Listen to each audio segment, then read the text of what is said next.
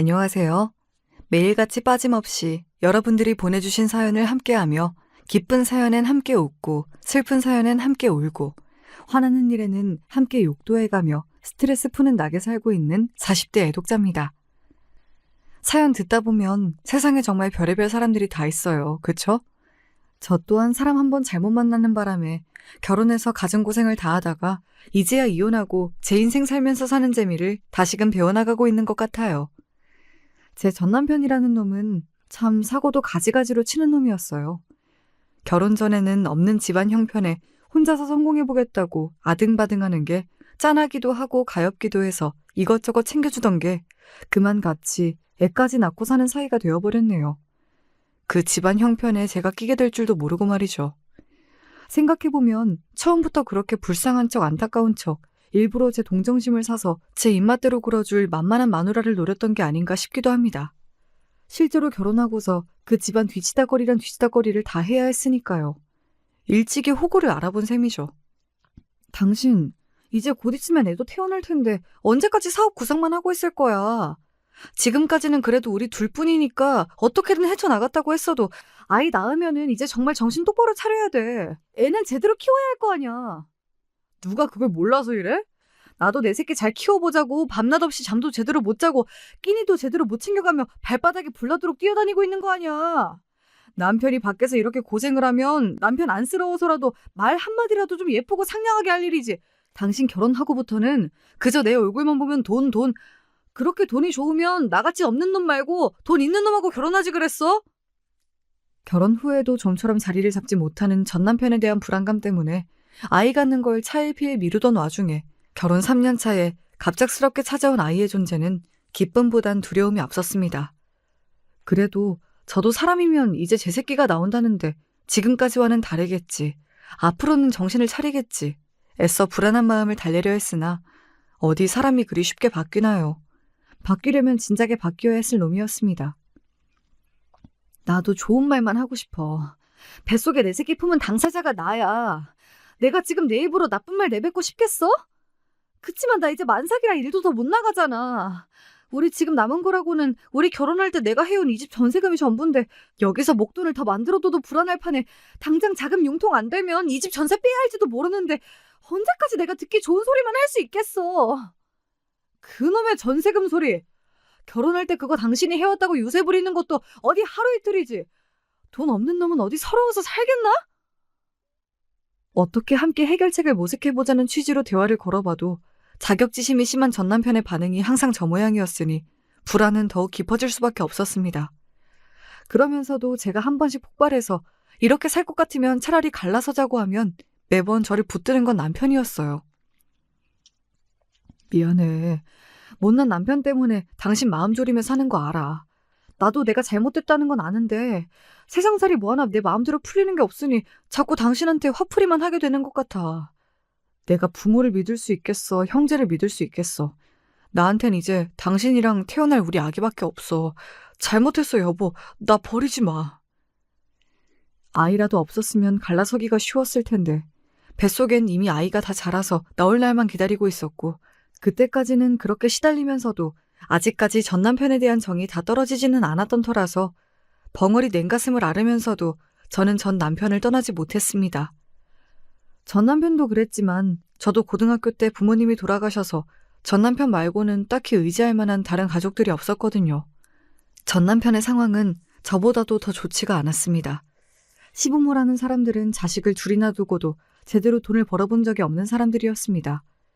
전 남편이 어릴 적 공장에서 일하시다 사고를 당하셨다는 전 시아버지께서는 그 이후로 쭉 집에서 자리보전을 하고 계셨고 남편이 사고 나기 전까지 돈을 벌어본 적이라고는 없는 전 시어머니가 간간히 허드렛 일이나 부업을 하신 것 외에는 별다른 수입원이 없으셨다고 해요. 가끔 친척들 앞에서 우는 소리를 해서 얼마간 돈을 타와서 쓰기도 하셨다는데 어린 마음에 부끄러운 자기 집 형편을 온갖 아쉬운 소리 해가며 좋아하지도 않는 친척들에게 비굴하게 돈을 타내는 제 어머니가 정말 싫었다고 합니다. 나라면 먹여 살려야 할 자식이 둘이나 있었으면 어디 집 근처 공장이라도 취직해서 작게나마라도 꼬박꼬박 돈을 벌었을 거야. 그렇게 무책임하게 가끔 일하는 척이나 하다 남의 손을 벌리는 게 아니라. 말은 잘하지. 저도 제 새끼 가진 저를 두고 그 마음고생을 시켜놓고는 닮은 사람끼리 서로 혐오한다는 말이 저런 거구나 속으로 생각했습니다. 그렇지만 그렇게 생각하는 저조차도 전 시어머니에 대한 남편의 원망은 이해할 수 있었습니다. 전 시어머니가 워낙에 드센 사람이기도 했지만 자기 자식들에 대한 애정보다는 스스로에 대한 연민이 더 큰 사람이기도 했으니까요. 내가 저것들 없었으면 병든 남편 버리고 진작에 재가를 했을 것을. 그리고 내가 어미라고 집을 딱 지키고 있었으니 저들이 저만큼 사람 구실하고 사는 것 아니냐. 내 인생을 통째로 갈아넣어 저들 인간 만들어 놨더니 어미 말을 귓등으로도 안 들어먹고 자식 새끼들이라고 뭐 하나 마음에 드는 게 없어. 자식 새끼들이라고 제대로 된 뒷바라지 한번 해준 적 없으면서 자식들에게 부리는 위세가 아주 대단했습니다. 그럼에도 불구하고 저런 모친까지 없었더라면 정말로 길바닥에 나앉을 판이었기 때문에 전 남편은 그렇게 제 어머니를 싫어하면서도 완전히 내치진 못했어요. 그게 제 새 가족인 저와 제 아이들을 괴롭게 한다는 것을 뻔히 알면서도 말이죠. 양친이 다 저 모양인 탓으로 전 남편은 초등학교를 졸업하자 식당 주방보조부터 시작해서 당구장, 배달원 등 온갖 아르바이트를 전전해야 했습니다. 저렇게 일을 많이 하는데 당연히 학교는 가는 둥 마는 둥이었죠. 저 같으면 제 자식이 저 대신 돈 번다고 학교도 제대로 못 가고 저리 밖을 떠돌고 다니면 죄책감에 하늘이 미어지는 듯하고 제 한 몸이 부서진다고 해도 제가 생활전선에 나설 것 같은데 전 시어머니는 죄책감은커녕 제 어린 아들이 가져다주는 돈을 그렇게 반기셨다고 합니다. 아이고 그래. 어차피 학교 졸업하면 평생 돈 버는 게 일인데 일찍부터 돈 버는 어려움을 알고 살면 앞으로 네 경력에도 도움이 될 거고 생활에 보탬도 되고 얼마나 좋은 일이냐? 어차피 돈 잘 벌자고 학교도 가는 건데 벌써부터 돈을 다 벌어오니 학교가 뭐가 그리 중요하겠어. 제정신 박힌 부모들이 들으면 기함을 하실 만한 말을 평생 귀에 못이 박히도록 들어온 전 남편이니 무슨 수로 제 어머니를 좋아할 수가 있었겠습니까? 그래도 월급 봉투라도 갖다 주는 날에는 간만에 집안에 분란 없이 평화롭게 넘어갈 수 있는 날이라 그것 하나만큼은 좋았다고 하더라고요. 환경이 이러한데 애들이라고 잘 자랄 수 있었겠습니까? 남편의 손 아래로 단 하나 있는 여동생이라고 사정이 크게 다르지 않았습니다. 성질머리는 꼭 제 어머니를 닮았는데 하고 싶은 건 많을 나이에 항상 집안 형편은 쪼들리고 그나마 제가 몰래 일해서 번 돈은 어떻게 알았는지 전 시어머니가 득달같이 알고 빼앗아갔다는군요. 니들 먹여 살리겠다고 제 어미 등골이 휘는데 딸년이라고 쥐꼬리만한 돈이나마 형편에 보탤 생각은 않고 제 주둥이만 생각하니 내가 기가 막혀서 살 수가 있나 살 수가 있어. 아이고 불쌍한 내 인생. 그 꼴을 보고 나니 오만정이 다 떨어지겠지만 집에 돈 나올 구석이라고는 제 어머니뿐이니 전 시누이도 집에서는 제 성질머리를 꾹 누르는 것 말고 살 길이 없었겠지요. 제 오라비가 돈을 벌고 있다고는 하나 그건 봉투째로 제 어머니에게 가는 것을 알고 있었을 테니 말이죠. 형편이 이렇다 보니 그저 남매 둘이서 서로 의지하는 것밖에 방도가 없었던 모양입니다. 가끔은 전 남편이 손님에게 팁으로 받은 돈을 제 어머니 몰래 모아다 동생에게 용돈으로 슬쩍 찔러주기도 하고 동생은 제 몫으로 학교에서 받은 간식을 몰래 숨겨와 제 오빠를 챙겨주는 식으로 팍팍한 인생 서로 보듬어가며 살았다고 합니다. 그래서인지 전 시누이는 제 오빠의 아내인 저에게는 그 별난 성질머리를 죽이려고 애를 쓰는 것 같았습니다. 결과적으로 잘 되진 않는 모양이었지만 말이죠. 사람이 타고난 바가 있으니 전 시어머니처럼 미운 소리를 자기도 모르게 툭툭 내뱉고는 잘못은 다 저지른 다음에야 사과를 하곤 했으니까요. 언니 미안해요. 내가 정말 언니 앞에서 안 그러려고 하는데 이놈의 주둥이에 자아가 있는지 미운 소리인 거 뻔히 알면서도 그 순간만큼은 내 마음대로 안 돼. 내가 앞으로 진짜 조심할게요. 물론 저렇게 사과하고 얼마 되지도 않아 같은 실수를 반복하고 사과하고 또 같은 실수를 반복하고 사과하는 일이 계속되었습니다. 잘못을 있는 대로 저질러 놓고는 뒤늦게 납작 엎드려 사과 몇 마디로 수습하려는 게 꼭 저희 오라비와 닮은 걸 보니 남매가 맞긴 맞구나 싶었습니다. 사정이 이러다 보니 전 남편은 저와 결혼한 이후로는 제 본가와는 거리를 두고 싶어 했습니다. 사실 저나 아이를 생각해서도 가까이 지내는 게 그렇게 좋을 리도 없었죠. 문제는 제 자식 귀한 줄 모르는 사람이 새로 시집와 들어온 사람이라고 귀한 줄 알 리가 만무했다는 거였습니다. 집에 새 사람이 시집을 왔으면 집안이 더 북적거리는 게 정상이지. 너 들어오고 나서 저놈이 더 집 밖으로 나돌아. 도대체 네가 뭘 하기에 내 말이라면 파트로 매주를 쓴다고 해도 그러려니 했던 묻어난 놈이 점이 보는 눈길이 저리 달라져? 너 집에서 시험이 욕이라도 하냐?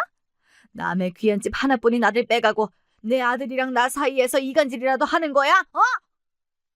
귀한 아들은 무슨, 평생 지갑으로 써먹던 아들이 새 가정 꾸리고 나서 그나마 벌어오는 적은 돈이나마 다 저희 집으로 가는 게 마음에 들지 않았던 거겠죠. 평생 집안에서 1인자로 군림해오며 싫은 소리 할 사람 하나 없이 제멋대로 살아온 사람답게 전 시어머니는 며느리라고 어려워하며 말조심할 생각이 처음부터 없는 것 같았습니다. 그러니 저라고 그런 전 시어머니를 좋아할 수가 있었겠어요. 굳이 시어머니까지 보태지 않더라도 저희 가정 문제만으로도 머리가 터질 지경이었어요. 자연스럽게 저는 시댁일에는 거리를 두고 최대한 신경 쓰지 않으려고 노력했습니다. 가끔은 그래도 자기 모친이라고 저까지 시댁에 너무 거리를 두는 걸 전 남편이 서운하게 생각하는 티를 내기도 했지만 그렇다고 본인부터 자기 본가와 떨어져 지내고 싶어하는 걸 결국은 남인 저에게 강요할 순 없었는지 별다른 말은 하지 않더라고요. 저는 속으로 그렇게 평생 호구를 잡혀놓고도 완전히 끊어내질 못하니 은근히 모질지 못한 사람이라고 생각했습니다. 또 그리 고생을 해놓고도 결국 쉽게 가족을 놓지 못하는 그런 면이 짠하게 느껴지기도 했습니다. 정작 저 또한 그렇게 전 남편을 쉽게 끊어내지 못하고 안쓰러운 마음에 끌려다녔다는 걸 그땐 몰랐지요. 그렇게 어릴 때부터 생계를 책임진다고 남의 밑에서 온갖 고생을 다해서인지 전 남편은 다른 사람 밑에서 일하는 걸 아주 싫어했습니다. 내가 아주 다른 사람 밑에서 푼돈 그거 조금 벌겠다고 괄시받으며 일하는 건 신물이나 쥐꼬리만한 돈 그걸 월급이라고 주면서 그것도 사장이라고 요새 떠는 놈들이 얼마나 많은 줄 알아? 저들이 사장이면 사장이지 무슨 내 상전이라도 되는 것처럼 구는 것 보면서 내가 그동안 얼마나 일을 갈며 살았는지 당신은 몰라. 누군들 남 밑에서 일하고 싶은 사람이 있겠어? 하지만 우리가 무슨 돈이 있다고 사업이 그렇게 쉬운 것도 아니고 내 가게라도 하나 하려고 쳐도 돈이 한두 푼 드는 것도 아닌데 우리가 그럴 돈이 어딨어. 당신 이제 아빠야. 사업은 천천히 생각하더라도 당장 어디라도 들어가서 고정적인 수입이 있어야지. 언제까지 이렇게 살 수만은 없어. 조금만 기다리면 된다니까 왜 이렇게 재촉이야. 당신 이렇게 보채는 것 때문에 될 일도 안 될 판이야. 자꾸 사람 피 말리지 말고 진득하니 좀 기다려줄 순 없겠어? 제 놈이 제 피 말리는 건 생각도 안 하고 저렇게 속없는 소리를 해대는 걸 보면 제 속에서 천불이 올라오는 것 같았습니다. 제가 해산한 지 얼마 되지 않은 시점이었어요. 이런 불안한 환경 속에서도 저희 아들은 건강하게 무럭무럭 잘 자라났습니다. 이 아이만큼은 제 아버지나 저같이 불안한 환경에서 키우지 않으려면 정신을 똑바로 차리고 살아야 했습니다. 저는 작은 돈이나마 어디라도 좋으니 전 남편이 어서 취업해서 고정적이고 안정적인 수입을 가져다 주길 원했지만 아직도 전 남편은 사업에 대한 미련을 쉬이 버리지 못하고 있었습니다. 당신이 그동안 고생을 안 해본 것도 아니고 남의 돈 버는 게 쉽지 않다는 걸 평생 겪어왔으면서 왜 이렇게 사업에 미련을 못 버리는 거야? 애는 하루가 다르게 자라는데 애 생각해서라도 하루빨리 직장을 잡아야지. 내가 무조건 사업하지 말라고 반대하는 게 아니잖아. 일단은 안정적인 수입이 있어야지. 집안 형편 좀 괜찮아지면 내가 뭐 때문에 반대를 하겠어? 우리 아들을 생각하니까 내가 더 이러는 거야. 이런 기회도 쉽게 오는 거 아니야. 다른 데 급하게 취직해봤자 내가 학벌이 좋은 것도 아니고 경력이 내세울 만한 것도 아니고 또 그저 고만고만한 일자리일 텐데 그래가지고 언제 내 사업장 가지고 사장님 소리 한번 들어보겠어? 당신 아무것도 아닌 놈들이 제 아버지 사장이랍시고 나보다 몇 살 차이도 안 나면서 얼마나 더럽게 갑질을 해대는 줄 알아? 내가 그 꼴 보면서 나는 반드시 내 사업하면서 내 자식은 나 같은 더러운 걸 절대 안 보게 해줄 거라고 얼마나 일을 갈았는 줄 알아? 내가 우리 혜진이만큼은 절대 나처럼 살지 않게 해줄 거야. 그래요. 세상 어느 부모가 제 자식에게 좋은 건 물려주고 싶어 하지 않겠습니까? 하지만 그것도 현실을 생각해야죠. 당장 제 아들 입에 들어갈 간식 하나 물려줄 돈 한 푼 없으면서 사업은 무슨 사업이에요. 결혼 전에는 비록 가정 형편은 좋지 않아도 제 몸 부서지는 줄도 모르고 악착같이 일하는 모습에 그래도 생활력 하나만큼은 믿어도 되겠구나 싶었는데 결혼하고 사업 생각에 눈이 멀어버린 전 남편 때문에 결혼 생활 내내 마음 편히 발 뻗고 잠을 잡은 적이 없었습니다. 도대체 전 남편의 저 헛바람을 어떻게 잠재워야 하나 눈앞이 깜깜했습니다. 결국 저는 우리 아들이 첫 돌을 지나고 어린이집 영아반에 입학이 가능한 개월수를 채우자마자 다시 생활전선에 뛰어들게 되었습니다. 그거 식당 일 나가봤자 돈 얼마나 된다고. 당신 몸이나 축나고 돈도 안 되는 걸 왜 이렇게 고집을 피워. 그 다만 몇 푼이라도 당장 아쉬운 게 누군데. 집에서 한 사람은 매달 꼬박꼬박 돈 가져오는 사람이 있어야 할 것 아니야. 애 미래 생각하다가 이러다 당장 애 학교도 못 보낼 판인데 그럼 나라도 나가야지 어떡해. 참다 못해 폭발한 제 말에 저도 할 말이 없었는지 전 남편이 입을 꼭 다물었습니다. 저도 인간이면 그래야죠. 그렇게 저는 아침마다 아이를 어린이집에 보내고 식당에 출근을 시작했습니다. 아직 엄마 품이 절실한 아이를 아침마다 떼어놓을 때마다 가슴에 구멍이 뚫리는 기분이었지만 제겐 선택의 여지가 없었습니다. 식당 일 또한 쉽지 않았습니다. 고등학교 졸업 이후 출산하기 전까지 일을 쉬어본 적이 없었지만 그때까지는 전부 사무일이었지 몸쓰는 일을 해본 적이 없었습니다. 일을 시작한 지 일주일도 되지 않아 몸에 안 아픈 곳이 없을 지경이었어요. 하지만 가뜩이나 제가 식당에서 일하는 것을 모양 빠진다며 좋지 않게 생각하는 전 남편에게 괜히 책 잡힐 일 하나 더 만들고 싶지 않았습니다. 그래서 혼자 이리저리 제대로 닿지도 않은 파스를 붙여가며 그렇게 서서히 식당 일에 적응해 나갔습니다. 다행히 식당 사장님께서 참 좋은 분이셨어요. 분명 식당 일이 손에 익숙하지 않은 저를 보고 많이 답답하셨을 텐데 알게 모르게 뒤에서 많이 도와주셨습니다. 나도 젊은 날에 갑작스럽게 사고로 남편 잃고 젖먹이 아들 하나 있는데 그 핏덩이를 데리고 먹고 살 일이 막막했었어. 그 전까지는 고생이라고는 모르고 살다가 처음으로 식당 일을 시작하는데 그만 딱 죽겠더라고. 진짜 자식 새끼 없었으면 미련 없이 세상 등졌을 거야. 자기야 남편이 있지만 혼자 돈 버는 사정 내가 모르는 것도 아니고 어린 거 떼어놓고 먹고 살겠다고 여기 나오는 게 얼마나 힘든 일인지 나도 잘 알아. 젊은 나이에 자기도 참 고생이다. 그날따라 식당에서 저를 함부로 대하고 하대하는 손님이 많았습니다. 하루 종일 꾹꾹 눌러 참고 있다가 거나하게 술이 올라 저를 희롱하려는 손님까지는 결국 견디지 못하고 식당 밖으로 뛰쳐나가 눈물을 쏟고 있자 사장님이 저를 달래시며 하신 말씀입니다. 사장님은 그 손님에게도 욕을 한 바가지 해주고 다신 오지 말라며 내쫓아 주시기도 하셨습니다. 내 남편도 몰라주는 내 고생을 이해해주고 위로해주시는 사장님이 정말 감사했습니다. 일이 고된 건 참아도 사람 고된 건 못 견딘다고들 하잖아요. 반대로 일은 고되었지만 사장님을 비롯한 함께 일하시는 식당 분들이 참 좋으셔서 힘든 일에도 결국 적응할 수 있게 되었습니다.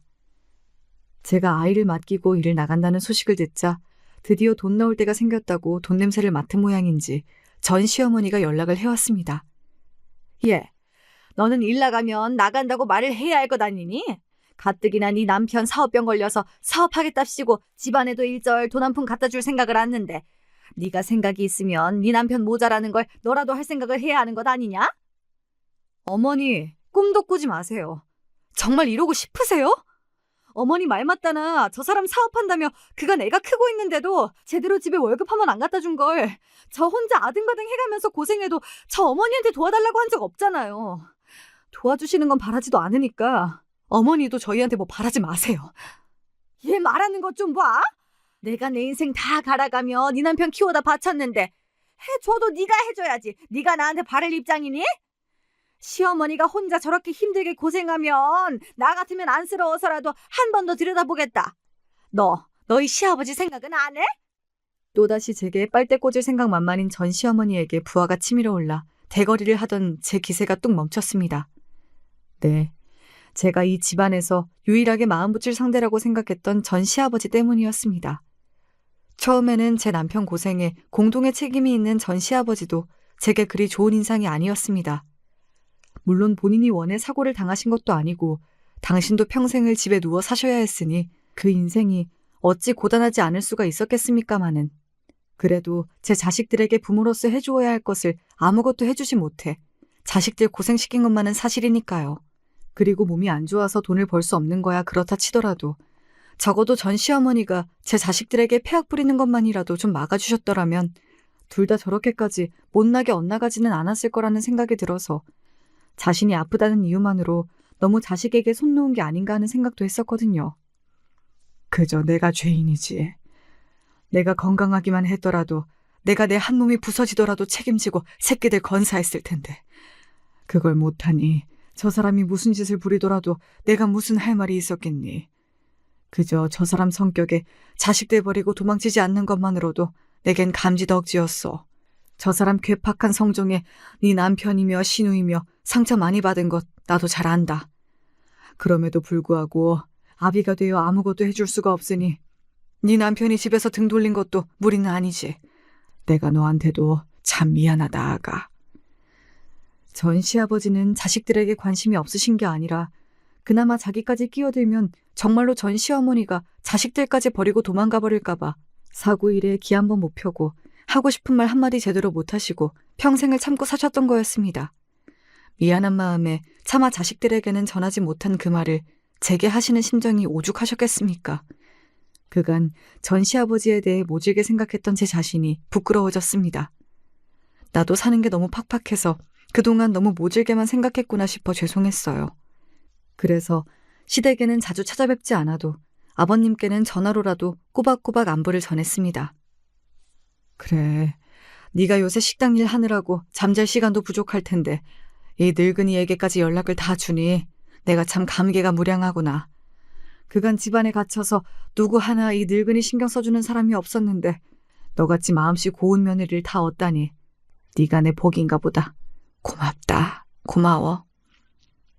제가 하는 건 고작 며칠의 전화 한 통이 전부였는데도 불구하고 아무도 제대로 들여봐주는 사람이 없다 보니 그 전화 몇 통에도 감사해야 하시는 전 시아버지가 짠하게 느껴졌어요.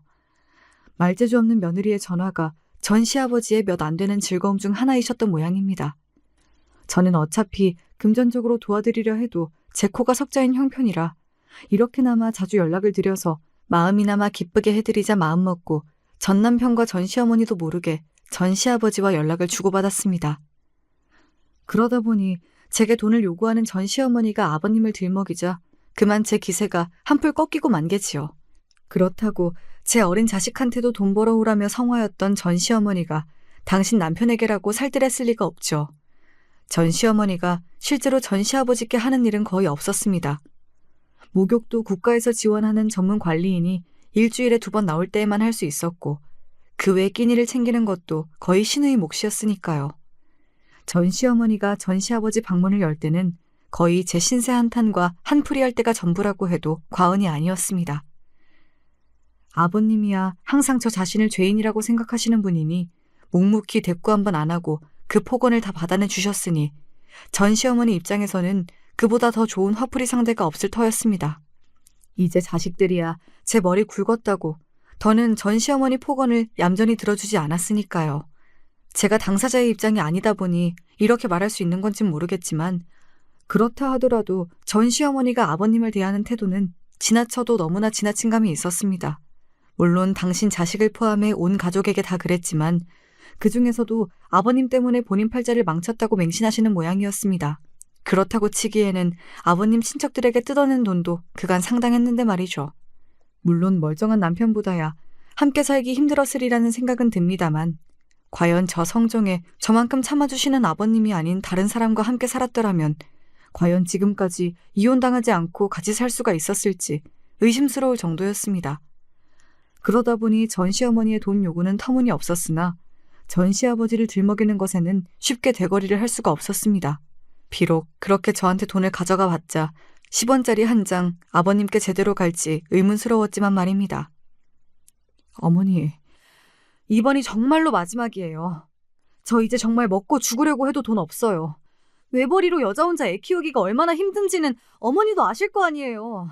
더 이상은 돈 말씀하셔도 안 들어드릴 테니 어머니도 이게 마지막이라고 생각하세요. 먹고 죽으려도 돈이 없다는 말이 거짓은 아니어서 용돈 명목으로 몇 푼이나마 보내면서도 마지막 다짐을 단단히 받아냈지만 전 시어머니에게 먹힐 만한 말은 아니었겠죠. 아마 푼돈 보내며 유세 떤다고 뒤에서 욕이나 안 하면 다행이었을 겁니다. 그러거나 말거나 마지막이라는 제 말도 틀린 말이 아니었으니 더는 시댁 사정에 신경 쓰지 않기로 했습니다. 그 무렵 전 남편의 귀가가 늦어지는 일이 잦았습니다. 제가 아이를 맡기고 식당 일을 하는 와중에도 전 남편의 사업병은 잦아들 기미가 보이지 않았습니다. 제가 전 시어머니의 돈 요구를 굳이 전 남편에게 전하지 않았던 것도 그 때문이었습니다. 푼돈이나마 제가 시댁에 돈을 보낸 것을 알면 그걸 왜 그 집에 보내냐며 차라리 자기 사업하는 데나 보태지 하며 눈독을 들일 꼴이 눈에 선했으니까요. 사업이 화두에 오르면 항상 두 사람 다 감정이 상하며 끝나는 일이 대부분이었기에 저도 따로 전 남편의 일거수일투족을 캐묻지 않았습니다. 지금 와서 생각해보면 그 시점에는 이미 저도 전 남편을 포기한 상태였던 것 같아요. 그걸 비록 그때는 식당 일만으로도 피곤한 내 몸 하나 건사하기 힘들어 신경을 못 썼다고 생각했지만요. 그래서 식당에서 함께 일하는 언니가 조심스레 요즘 전 남편의 근황을 물어왔을 때도 별다른 생각을 하지 못했습니다. 뭐 사업한답시고 밤늦게까지 여기저기 쏘다니기나 하겠지.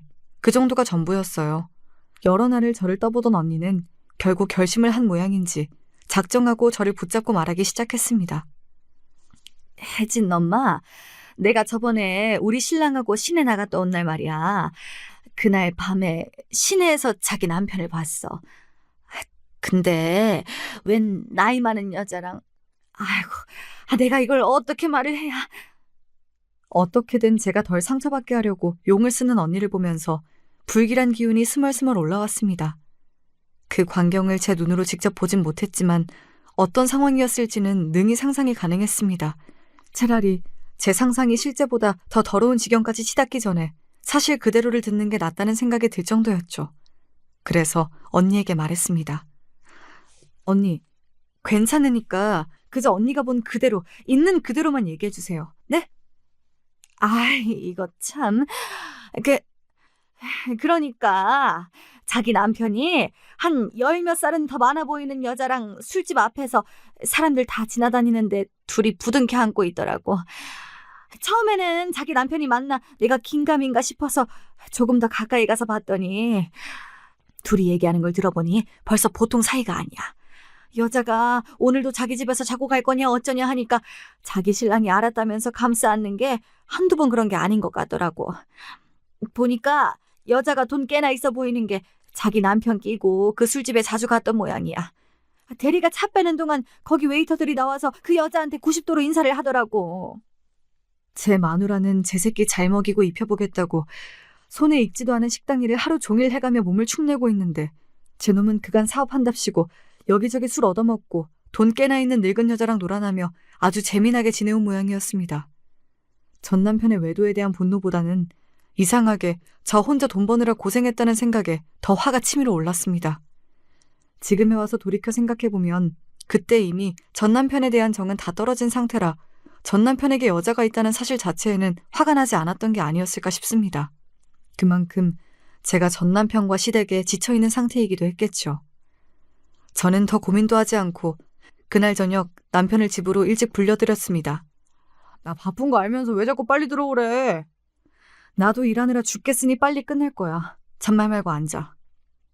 차가운 제 기세에 전 남편이 주춤하더니 더는 군소리 않고 앉더군요.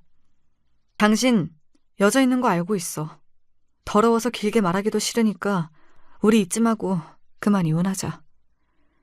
화도 내지 않고 담백하게 말하는 저를 보고 오히려 전 남편이 혼비백산하더군요. 지금 무슨 소리를 하는 거야? 남편이 어떻게든 살아보겠다고 밖에서 혼자 아등바등하는데 뭐 여자? 이혼? 이 여자가 진짜 제정신이야? 대거리할 기운도 없어 식당 언니가 찍어다 준 전 남편과 그 여자가 부둥켜하는 꼴을 담은 사진을 전 남편 얼굴에 집어 던졌습니다. 사진을 확인하고는 그제야 빠져나갈 구멍이 없다는 걸 알았는지 전 남편 얼굴이 사색이 되더군요. 피차 피곤하게 긴 말하지 말고 그냥 정리해.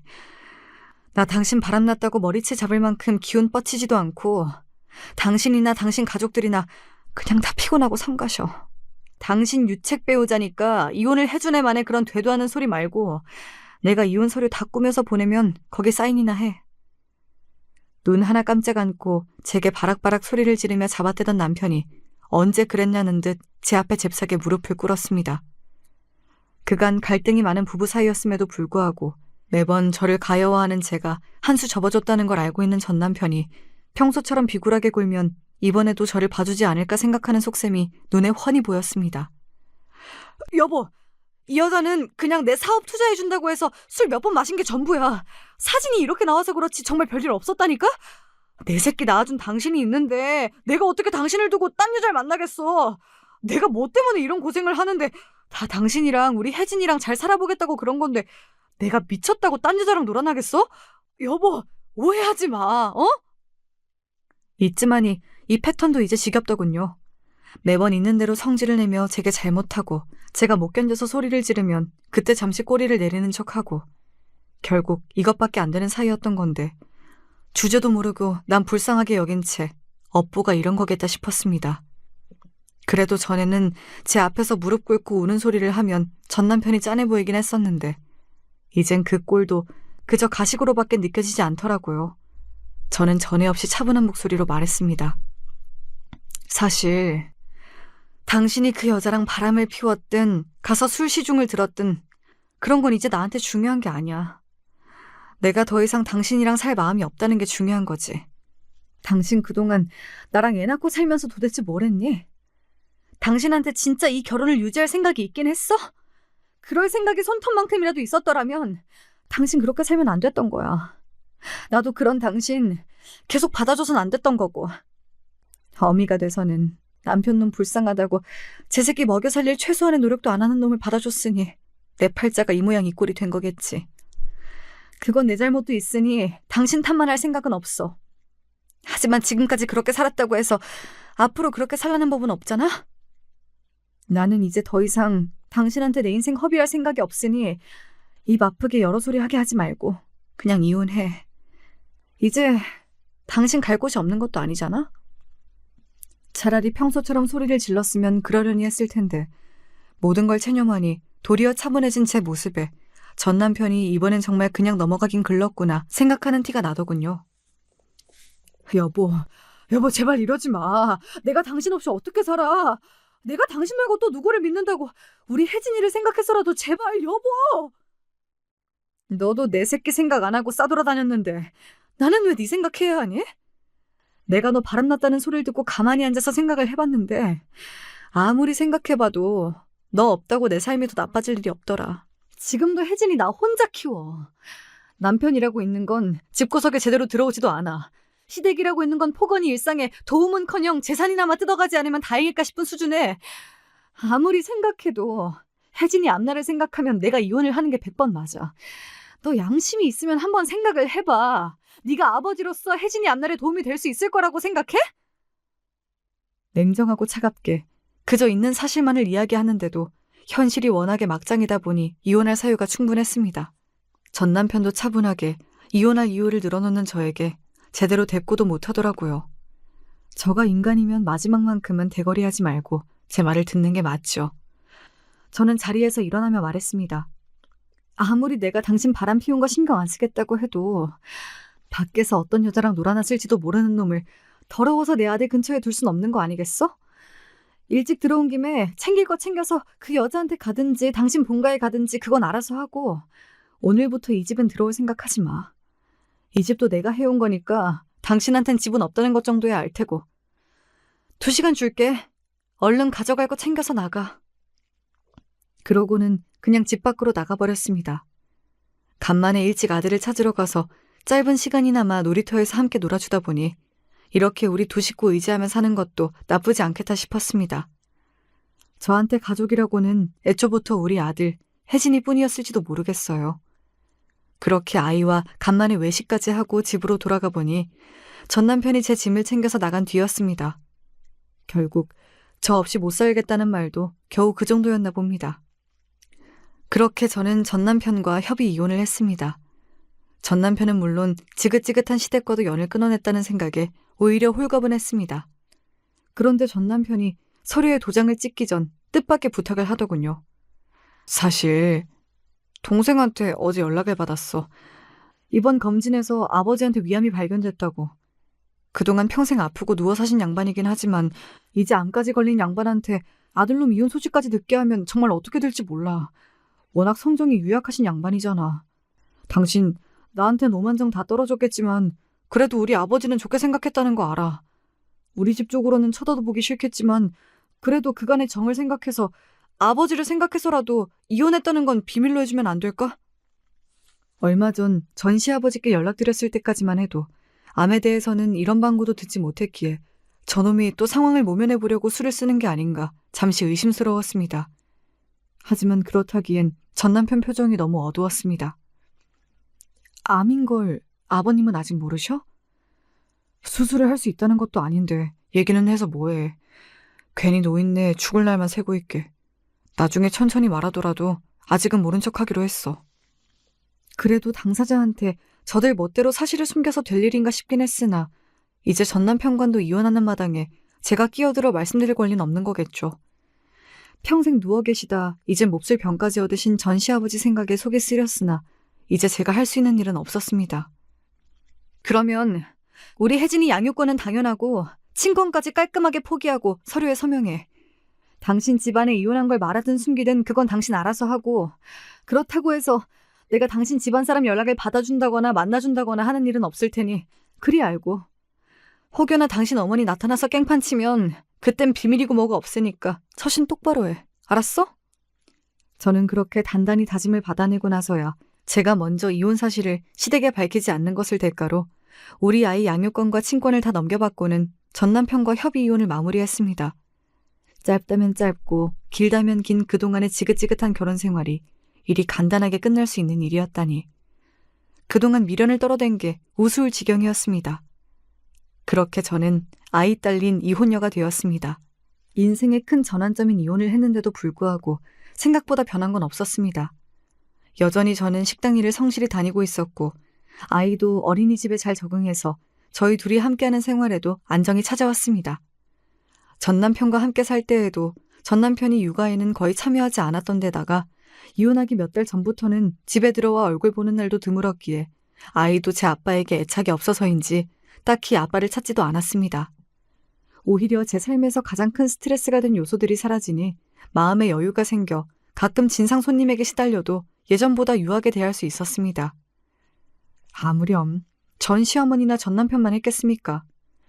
그 얻을 거 없는 결혼에서도 뭔가 얻어온 것이 있다고 생각하니 기가 차 웃음이 다 나왔습니다.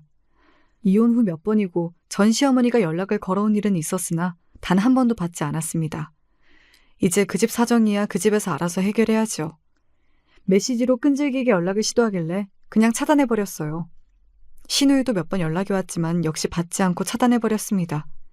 다만 전 시어머니가 집을 비우는 시간에 전 시아버지께서 걸어오시는 연락은 몇 번 받았습니다. 아가, 애비도 자꾸 밖으로만 놔돌고 혼자서 일까지 하면서 혜진이 키운다고 고생이 많지. 내가 거동이라도 좀 편하면 다만 몇 시간이라도 아이라도 대신 봐줄 수 있을 텐데 너한테 항상 미안하다. 여전히 그 집안에서 제 걱정해 주시는 분은 전 시아버지 한 분뿐이시더군요. 그새 병이 더 안 좋아지신 모양인지 목소리가 한 번에 듣기에도 까칠해지신 것이 느껴져 마음이 안 좋더라고요. 그렇게 예전처럼은 아니지만 가끔 걸려오는 전화를 받으며 전 시아버지와는 몰래 안부를 주고받았습니다. 이혼할 때 전 남편의 염치 없는 요구에 기분이 상하긴 했습니다만 그래도 이렇게 가끔 전 시아버지와 연락도 주고받을 수 있고 이혼을 비밀로 해준 것이 아주 나쁜 선택은 아니었던 것 같다고 생각했습니다. 그렇게 3년이라는 시간이 쏜살같이 흘러갔습니다. 그동안 저는 저를 좋게 봐주신 식당 사장님께서 새로 분점을 내면서 제게 과분하게도 점장 자리를 맡겨주시는 바람에 월급도 많이 오르고 일하는 시간도 제 나름대로 조절할 수 있게 되면서 형편이 좀 더 나아졌습니다. 그 덕에 좀 더 괜찮은 환경으로 이사도 갈 수 있게 되었어요. 비록 평수가 크게 차이 나지는 않지만 앞으로 아이 키울 것을 생각하면 더 좋은 환경으로 옮길 수 있게 되었으니 그저 뿌듯한 마음이었습니다. 아이도 건강하게 잘 자라고 있고 경제적으로도 제법 안정된 생활에 요즘만 같으면 더 바랄 게 없겠다 싶었습니다. 그래서 갑자기 들이닥친 전 시어머니와 전 시누이의 등장에 그만 방심하고 말았던 거지요. 쉬는 날에 아이 어린이집 보내고 오랜만에 대청소를 마치고 쓰레기를 버리려고 문을 여는데 갑자기 집 안으로 웬 여자가 무서운 기세로 밀고 들어왔습니다. 처음엔 강도인가 싶었어요. 뭐야? 이게 이젠 제 시어미도 못 알아봐? 너 아주 팔자 좋게 사는구나. 어안이 벙벙해 이 무례한 침입자를 쳐다보고 있는데 그 뒤로 전 시누이가 쓱 따라 들어오더군요. 잠시 당황하긴 했으나 이내 상황을 파악한 저는 감히 제 집에 침입한 전 시어머니에게 소리를 질렀습니다. 미쳤어요? 이게 대체 무슨 짓이에요? 당장 내 집에서 나가요! 내 아들 집에 내가 오겠다는데 니까 지금 뭐라고 나가란 말아야! 잔말 말고 차나 한 잔 내와라. 그러고는 제 집 소파에 턱 앉는 것이 마치 제 집인 양 굴었습니다. 하도 기가 차서 쳐다보고 서 있으니 그 여자가 그러더군요. 이게 시어미를 보고도 눈만 멀뚱멀뚱 뜨고 제 남편이 감싸주니 아주 시어미 보길 우습게 알지? 내가 부모도 없는 거 본데 없는 줄은 진작에 알았지만 아휴, 마음에 안 차서 원. 어머니한테 이런 소리 들을 일 없으니 이만 나가세요. 아가씨가 모시고 오셨어요? 제가 저를 휙 노려보자 전 시누이가 슬쩍 제 눈길을 피했습니다. 어미나 딸이나 뻔뻔하긴 참 여전했어요. 저들끼리 살만해져서 집까지 옮길 정도면서 고생해서 다 죽어가는 시미 생각은 안 나디? 어쩜 부부가 둘 다 그렇게 매몰차기가 짝이 없는지 밖에서 시어미 이리 공양하는 줄 알면 벼락 맞을 거다. 괘씸한 것들! 해준 것 없으면서 바라는 건 많은 것 또한 그대로였습니다. 하지만 제가 그걸 들을 이유가 없었죠. 다 제가 벌어 한 거지. 어머니 아들 집은 눈꽃만큼도 없으니까 신경 쓰실 일 아니고요. 할 말 없으니 이만 가세요. 할 말이 있는지 없는지는 내가 결정하는 거야. 아주 저들끼리만 잘 살려고 들고 천하에 못돼 먹은 것 같으니라고. 너, 네 시누이 시집 가는 거 알고는 있냐? 제 알바인가요? 전 시누이를 다시 한번 째려보니 여전히 길을 못 펴는 게 답지 않다는 생각은 들었습니다. 더 말할 것도 없고 하나뿐인 오래비 올케가 돼가지고 설마 입 싹 씻고 넘어갈 생각은 아니겠지? 얘가 급하게 가느라 준비한 게 아무것도 없으니 너 1억만 내놔야겠다. 1억이 누구 집 개 이름입니까? 아니, 돈이 적고 크고를 떠나 그걸 왜 저한테 셨습니까? 저는 치밀어 오르는 부하를 참지 못하고 소리를 질러댔습니다. 돌아도 단단히 돌았네 아주. 나한테 돈 맡겨놨어요? 무슨 강도도 아니고 내 집에 함부로 쳐들어와서는 1억이 누구 개 이름도 아니고 진짜 기가 막혀서. 그동안 그렇게 자식들 등쳐먹었으면 어머니가 알아서 하세요. 엄한 사람한테 뜯어먹을 생각 말고. 그리고 거기 아가씨 그렇게 말없이 서 있는 것도 진짜 웃기는 거 알아요? 남한테 손 벌릴 생각 말고 분수에 맞게 살아요. 그러자 그 미친 여자가 벌떡 일어나더니 제 뺨을 철썩 때리더군요. 이 여자가 기어이 돌았나 싶었습니다.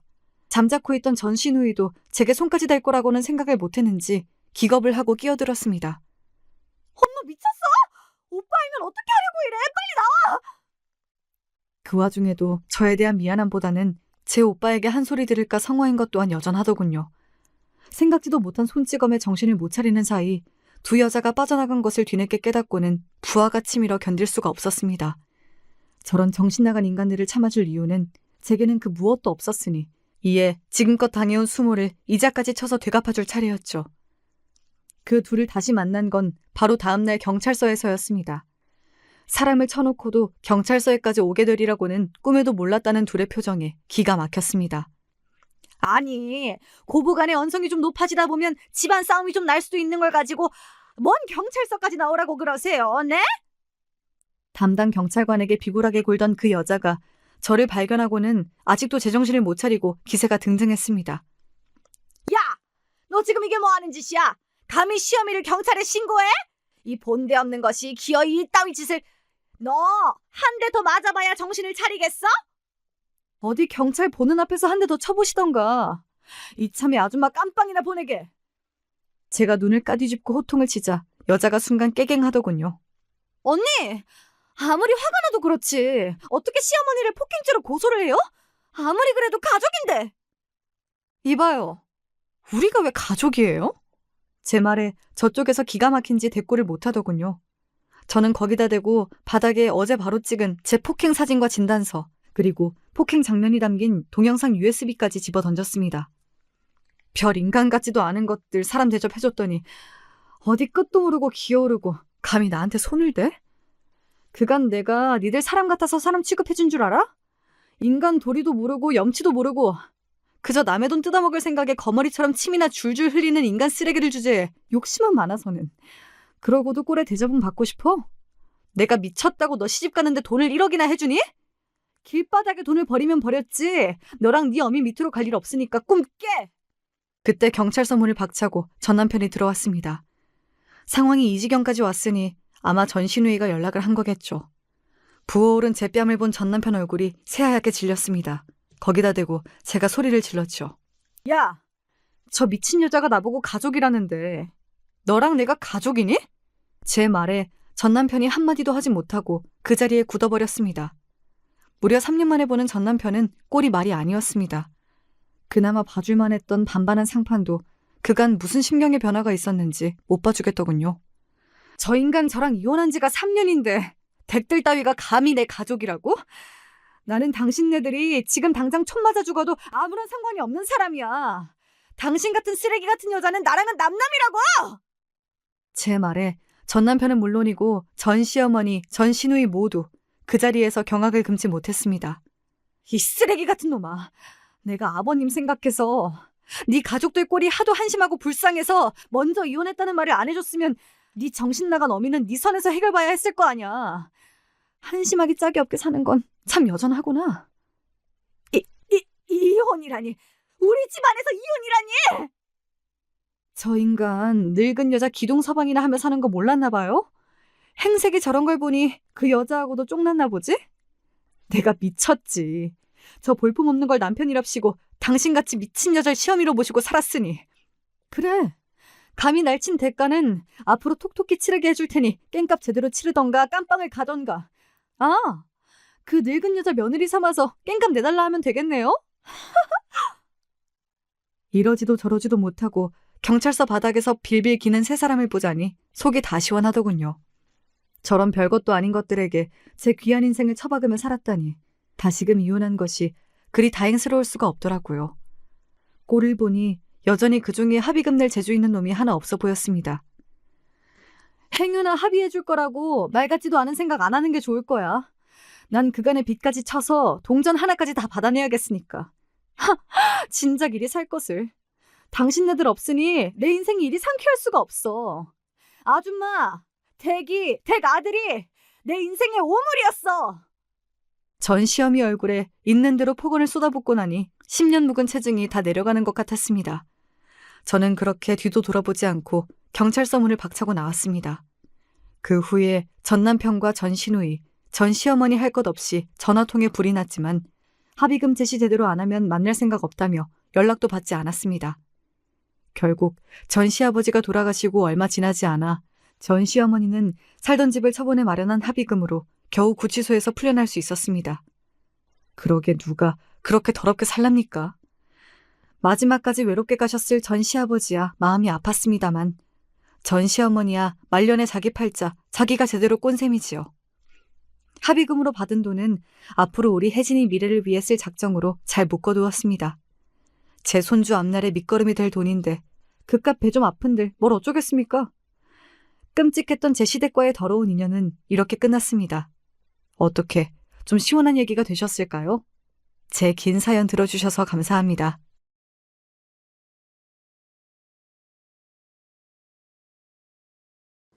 안녕하세요. 제가 정말 최고로 좋아하는 유튜브 채널에 그간 사연을 잘 들어온 값을 하고자 제 얘기를 보내봅니다. 값이 될지 아닐지도 모르면서 무작정 신청을 해보네요. 어떻게 될지 모르는 게 인생이지만 일단 머리부터 들이대며 용기를 발휘하는 순간이 우리 모두에게 한 번쯤은 있잖아요. 그런 것처럼 제 이야기가 괜찮은 사연이 될지 아닐진 모르겠으나 일단은 한번 도전을 해보려 합니다. 남편을 처음 만났을 때도 그랬습니다. 제가 남편과 부부가 될지 아닐지 전혀 모르고 만났으니 말이에요. 너무나도 제가 심적으로 힘든 시기에 만난 사람이었기에 처음부터 의지는 됐던 것 같아요. 여러분은 살면서 남에게 뒤통수 맞아보신 적이 있으신가요? 믿었던 사람에게 배신을 당하는 일이요. 전 있었어요. 제 편이고 제 사람이라고 생각했던 지인들이 있었는데 뒤통수를 맞고 크게 배신을 당했습니다. 알고 보니까 제 험담을 다른 데서 해댔고 저에 대한 헛소문을 퍼뜨렸으며 심지어 거짓된 명목으로 저에게 돈도 여러 번 뜯어갔었더라고요. 전 그런 줄도 모르고 지인들을 잘 챙기며 지냈는데 그런 제 모습이 그들의 눈엔 얼마나 바보 같으며 먹음직스러운 먹잇감으로 보였을지 이 생각만 하면 지금도 치가 떨립니다. 이런 때에 만난 사람이었으니까 남편에게 금세 의지를 하게 됐던 것 같아요. 차마 가족들에게도 내어 보일 수 없는 저의 아프고 창피한 부분들을 함께 공유할 수 있는 상대였습니다. 결혼 이야기가 금방 나왔던 건 친정엄마께서 무척 편찮으셨기 때문이란 이유도 있었습니다. 엄마께서 건강하셨다면 어쩌면 제가 저의 힘든 일들을 죄다 엄마와 나누었을지도 모르겠네요. 일전에도 암투병으로 고생을 하셨더랬죠. 간신히 물리쳐 놓은 암을 다시 마주하게 될 줄은 몰랐습니다.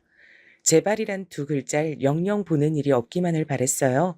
그러나 그리 멀지 않은 미래에 암이 다시 재발할 줄도 모르고 무식하리만치 용감하게 다들 살았습니다. 엄마께서 암의 재발을 확인하시게 된 것도 모자라 시한부란 사실을 선고받으셨을 때 전 충격으로 정신이 아득해졌고 다른 가족들도 마찬가지였어요. 그 순간 다들 머릿속에 똑같이 생각이 떠올랐는데 그건 바로 이럴 줄 알았다면 이었습니다. 이렇게 될 줄 알았다면 그렇게 안 살았을 거란 후회였죠.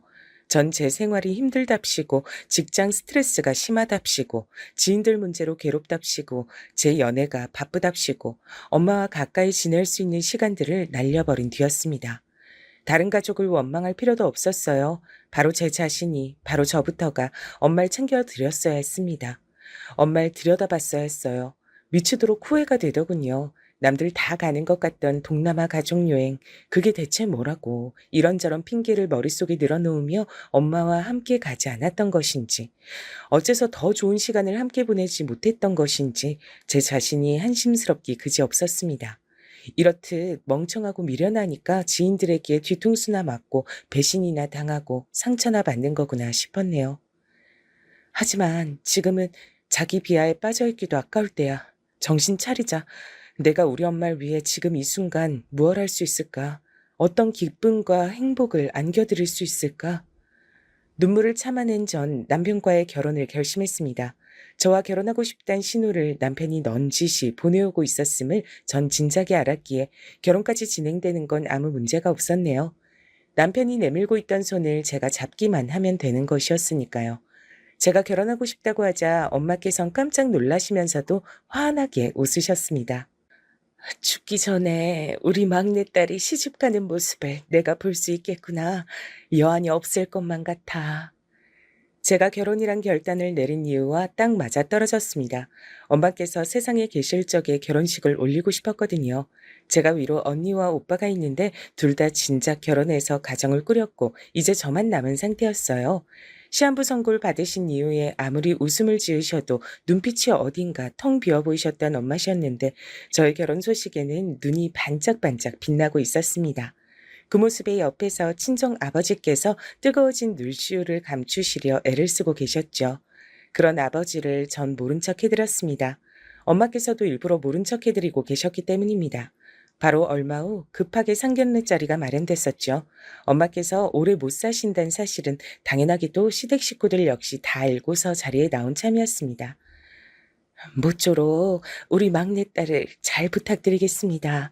때로는 부족한 모습이 두 분 눈에 들어올 수는 있겠으나 너그러이 봐주시면 좋겠어요. 제 딸이어서 드리는 말씀이 아니라 우리 막내딸은 처음에는 조금 서툴 수 있어도 차근차근 성장해서 결국은 침착하게 다 해내는 아이라서 그럽니다. 시간 그리고 관용을 주시길 부탁 좀 드릴게요. 제가 언제까지고 우리 막내딸 곁에 있어줄 수만 있다면 제가 때마다 도와주고 가르쳐주겠지만 그럴 수가 없어서요. 친정엄마께서 그렇게 말씀하셨을 때 너무 울컥한 나머지 하마터면 전 그 자리에서 울음을 크게 터뜨릴 뻔했어요. 근데 아버지께서 의연하게 꿋꿋함을 유지하고 계시는 걸 보고 저도 얼른 감정을 다스렸습니다. 시어머니께선 재빨리 손수건으로 눈가를 훔치셨고 반면에 시아버지께선 강인한 얼굴빛을 내시더니 이렇게 말씀을 하셨어요. 사부인께서는 당연하신 말씀하십니다. 걱정 붙들어 매십시오. 본디 여자는 일단 결혼을 하는 순간부터 자기 남편의 사람이 되고 남편 집안의 사람이 되는 겁니다. 여자는 출가 외인이라고 하는 것이 괜한 말이 아니라 진실이니까요. 안 그렇습니까? 전 그렇게 생각합니다. 앞으로 저희 집안의 당당한 일원으로 그렇게 맞이하고 그렇게 여겨주겠습니다. 아, 네. 벌써 한 가족의 일원으로 우리 막내딸을 그리 봐주시는 것 같아서 마음이 놓이고, 네. 아무튼 감사한 마음이네요. 사부인께서는 아무 염려 안 하셔도 됩니다. 절 포함해서 저희 집안 사람의 모두가 우리 새아가에게 든든한 버팀목이 돼주겠습니다. 마음 편히 가지십시오. 그 자리에서 새아가란 호칭을 들으니까 놀랍기도 하고 당황스럽기도 하고 좋다기보단 뭔가 묘한 기분이 더 드는 것 같기도 하고 왠지 그랬어요. 저뿐만이 아니라 친정 부모님께서도 시아버지를 보시고 살짝 놀라신 모양이었습니다. 시아버지의 기계가 대단한 것 같다면서 집으로 가는 길에 두 분 다 그런 소감을 주고받으셨거든요. 반면에 시어머니께선 인상부터 약간은 단아하며 고상하게 생기셨고 웃을 때의 모습도 인매만 살짝 조용하게 올라가니까 시아버지와는 기운부터가 딴판인 것 같다고 느낀 부분도 동일했어요.